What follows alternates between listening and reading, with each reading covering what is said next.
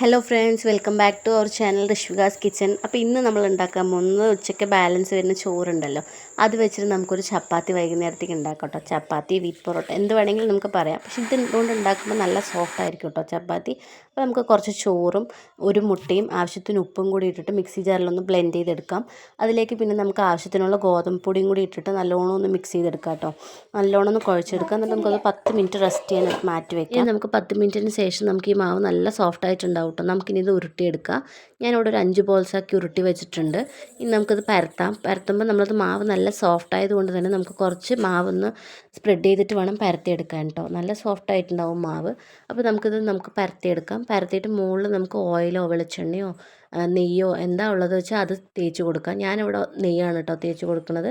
നല്ലോണം ഒന്ന് തേച്ച് കൊടുത്തിട്ട് നമുക്ക് അതിൻ്റെ മുകളിലേക്ക് കുറച്ച് ഗോതമ്പ് പൊടി കൂടി സ്പ്രെഡ് ചെയ്ത് കൊടുക്കുക.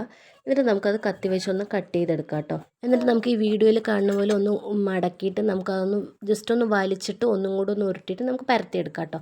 പരത്തിയെടുത്ത് നമുക്ക് ചുട്ടെടുക്കുമ്പോൾ കുറച്ചൊന്ന് നെയ്യോ ഓയിലോ എന്തെങ്കിലും ഒന്ന് ജസ്റ്റ് ഒന്ന് ചെറുതായിട്ട് മതി, ഓവറായിട്ടൊന്നും വേണ്ട, ചെറുതായിട്ടൊന്ന് സ്പ്രെഡ് ചെയ്തിട്ട് നമുക്കൊന്ന് ചുട്ടെടുക്കാം.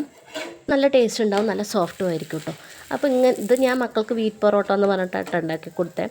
അപ്പോൾ അതിൽ നമുക്ക് ചോറ് ചേർത്തിട്ടൊന്നും കണ്ടുപിടിക്കാൻ പറ്റില്ല, നല്ല ടേസ്റ്റ് ആയിരിക്കും. അപ്പോൾ ഇങ്ങനത്തുള്ള വീഡിയോ ഇഷ്ടമാണെന്നുണ്ടെങ്കിൽ നമ്മുടെ ചാനലൊന്ന് സബ്സ്ക്രൈബ് ചെയ്ത് സപ്പോർട്ട് ചെയ്യണേ, പിന്നെ ലൈക്കും ചെയ്യണേ.